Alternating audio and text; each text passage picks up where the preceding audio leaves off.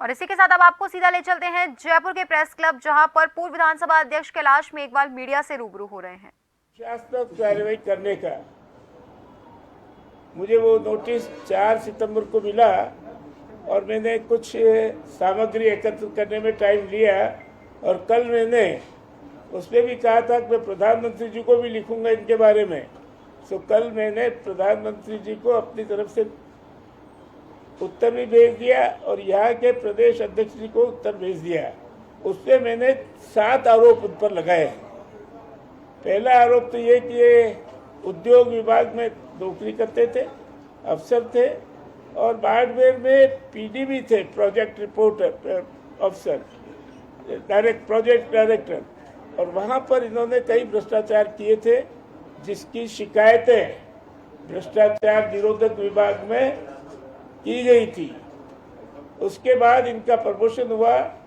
विभिन्न विभागों से जो लिए जाते हैं आईएएस, उसमें इनका प्रमोशन हो गया, चयन हो गया, लेकिन इनके खिलाफ किसी ने शिकायत की केंद्रीय लोक सेवा आयोग को कि साहब इनके खिलाफ जो है कुछ मुकदमे चल रहे हैं भ्रष्टाचार विरोध विभाग में, इसलिए इनका प्रमोशन रोका जाए।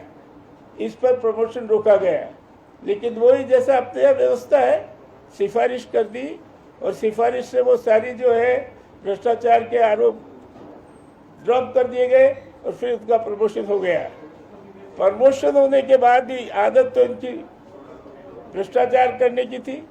ये जब कलेक्टर थे तो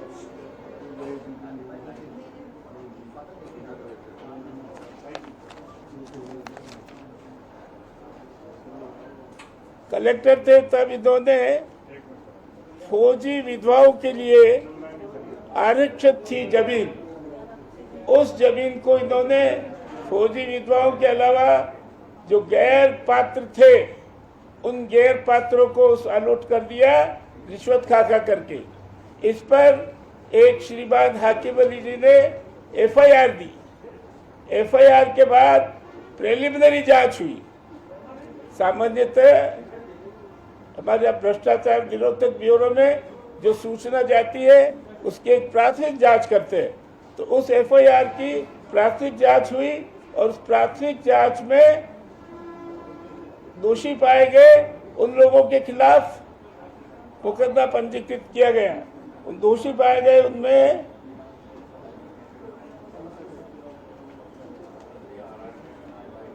एक श्री अर्जुन लाल मेघवाल, तत्काल जिला कलेक्टर चूरू, हाल लोकसभा सदस्य बीकानेर, श्री जवाहरलाल आर्य, कार्यालय सहायक, कार्यालय निर्वाचन, कलेक्टर चूरू। तीसरा श्री गिरधारी लाल, पुत्र श्री देवचंद जाति मेघवाल, कनिष्ठ लिपिक, कार्यालय जिला कलेक्टर चूरू, एवं डॉक्टर एचएम गौरी, पुत्र श्री नियाजुल हेग गौरी, निवासी हाल कनिष्ठ विशेषज्ञ मेडिसिन फिजिशियन, राजकीय डीबी जनरल जिला अस्पताल चूरू की पहचान की गई।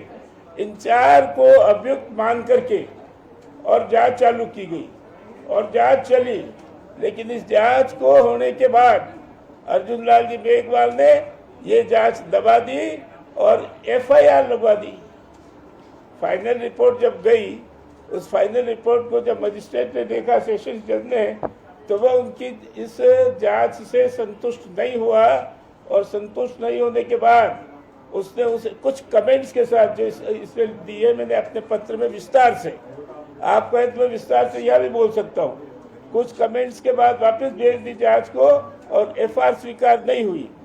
दूसरी बार फिर जांच हुई, फिर इनके दबाव से फिर जो है फाइनल रिपोर्ट नेगेटिव, मतलब वो एफआईआर जिसको कहते हैं, वो पेश हुई।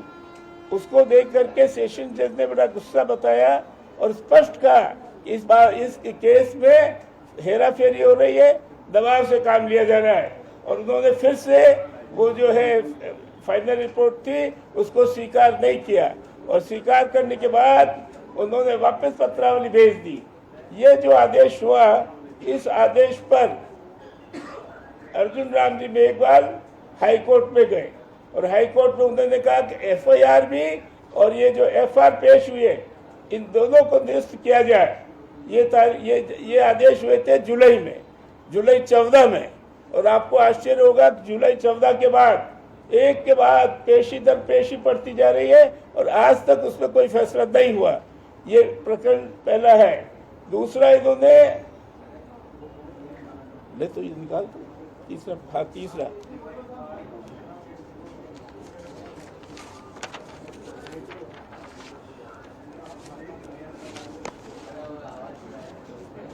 तीसरा जेठ बंजी खत्री ने भ्रष्टाचार निरोधक ब्यूरो में रणसिंहधर पहाड़ियों की खादों को श्री अर्जुन लाल जी मेघवाल कलेक्टर चूरू द्वारा रिश्वतें लेकर नियम विरुद्ध आवंटन करने की शिकायत की।